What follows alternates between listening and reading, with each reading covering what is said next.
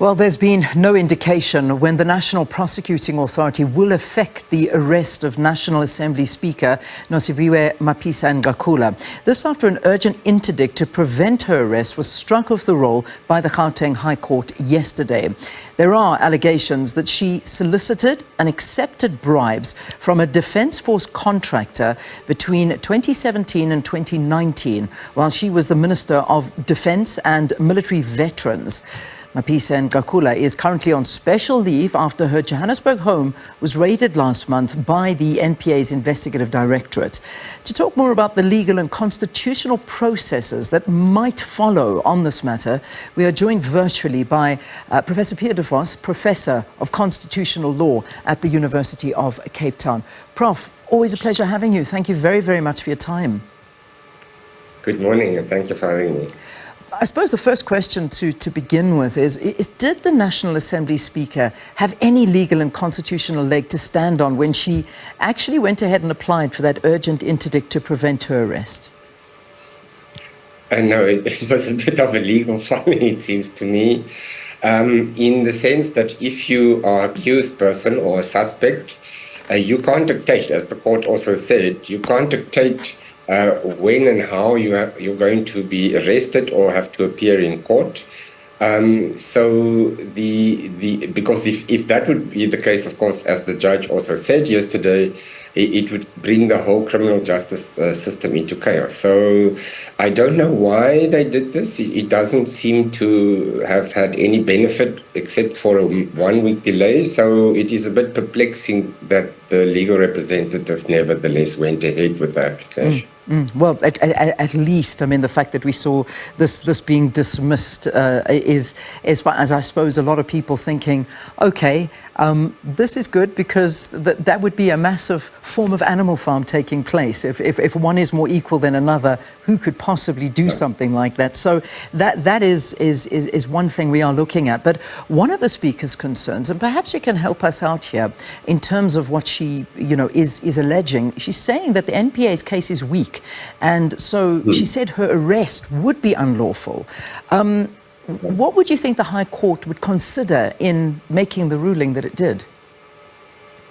Well, the High Court, of course, pointed out very obviously that the Speaker said, firstly, that the case was weak. Secondly, she said she didn't know what the case was against her, and she wasn't given any of the evidence or the arguments that the prosecution has. So these two are completely mutually destructive positions. You can't say the case is weak but say you don't know what it is.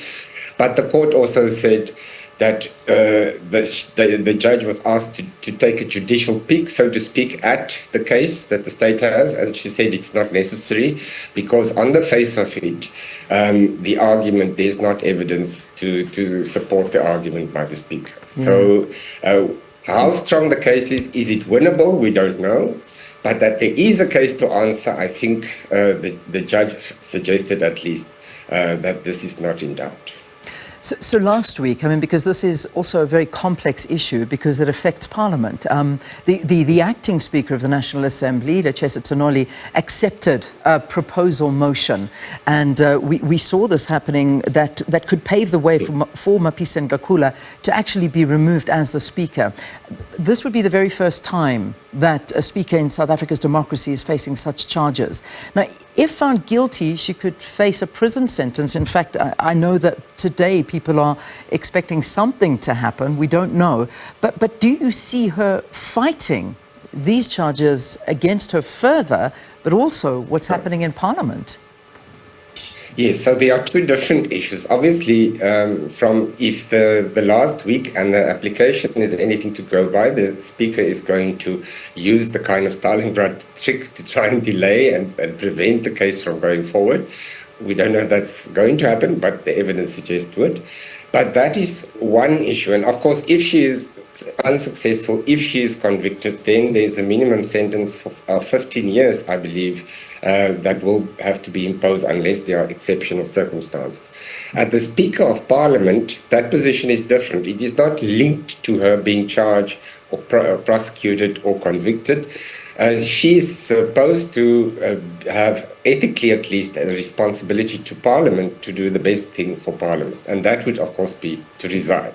If she doesn't resign, there can be a vote of no confidence, which has to take place without any delay according to the rules of the National Assembly. And the acting speaker doesn't have a choice in the matter. If the motion has been tabled, it is formally correct, then there has to be a vote. And of course, whether that vote succeeds or not depends on the ANC, and because they have a majority of MPs in the National Assembly who will swing the vote either way. Yeah, I mean, many people, opposition lawmakers, opposition parties, are again saying that this is bringing the reputation of Parliament into disrepute as well, and that the right thing to do is for her to step down, that this should happen immediately. I mean, in your opinion, do you believe that this is the right step, that even though these are just allegations against her at this point, do you think for the integrity of Parliament, for the running of the House, she should step down? Yes, so I think the problem that some people have is that they want to link the ethical decision, what is best for Parliament and the institution, to the criminal process and a conviction and the right to be presumed by the judge to be innocent until the state proves you're guilty. Those two are separate things. So from a legal perspective, she doesn't have an obligation to resign. From an ethical perspective, she does have an obligation to resign in the same way that any other person in a constitutional position who are implicated in wrongdoing and brings the whole institution into disrepute would have such an ethical obligation. But of course, maybe in South Africa, that is not the normal path. Politicians do not normally resign when they get into hot water. Yeah, indeed. But I mean, this, I imagine, is tarnishing Parliament's name. I mean, if it continues, I know you're talking about the ethical issue and the actual law that are in dispute at the moment. But in terms of Parliament's reputation? Well, of course, there is always the Parliament's reputation is already, some people will argue, not very good. Luckily, in this case, the Parliament is only sitting until the day before the election. Then it is resolved. So then the Speaker, in any case, stops being the Speaker. There will have to be a new Speaker elected at the first setting after the election. So the damage to the credibility of Parliament will hopefully in this case be limited, because the Speaker would I assume, would not be re-elected after the election. So in a way, that problem will then go away. Well, let's wait and see. But of course, she has taken special leave, as we know. So that is something we need to add in there. She of course has assured the nation of her willingness to cooperate with law enforcement agencies on any matter that may arise. Do you see this happening? Because the time frame that the NPA needs to follow to institute the arrest is here. It basically has arrived, I think, today. I mean, she could be asked to present herself at a police station for arrest, and that date is today. Yes, so the two things can happen. Either there can be an agreement for the Speaker to present herself, and then once she presents herself, she will be processed, she will be, she will appear, and that will be easy. Or she can try and delay, in which case the prosecuting authority will have to arrest her physically and take her to Parliament, take her to the court and prosecute her. Yeah, we asked the police minister this exact question. We asked him if he had any information about this, but he refused to comment, saying that this is with the ID. So the police have got nothing to do with this. Don't they have anything to do with this? I mean, if she's going to be presenting herself at a police station, surely the police minister would be aware of something like this. Yeah, I wouldn't know what the police minister is aware of.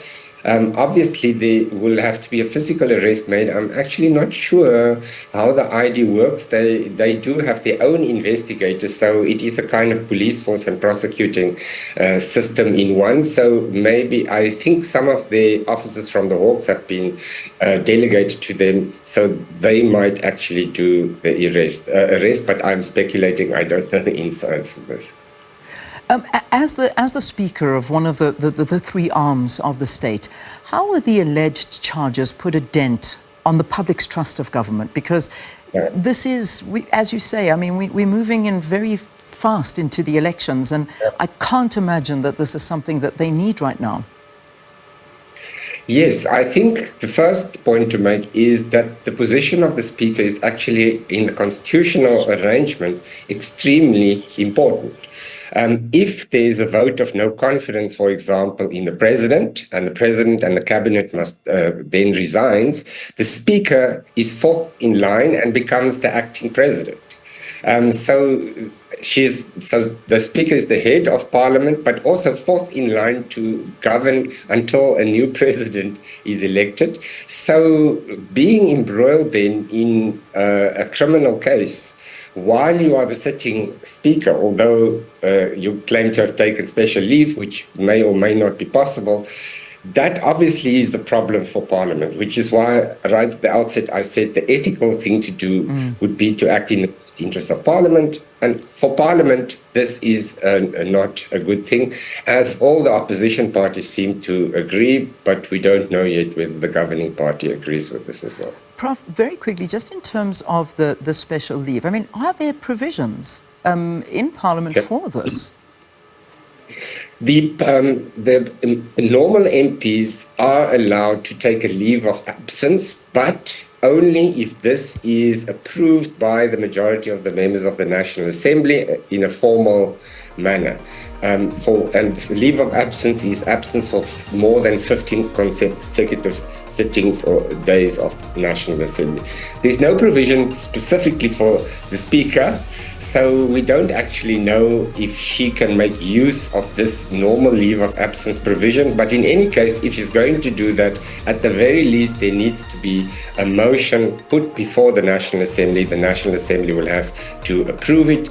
If, in terms of the normal rules for MPs, if that doesn't happen after 15 sessions, then that MP automatically lose their seat in the National Assembly. But as I said, this is not explicitly made applicable to the Speaker as the Speaker, although she's bound by that rule, of course, as a normal MP. Okay, and of course that vote of no confidence is happening.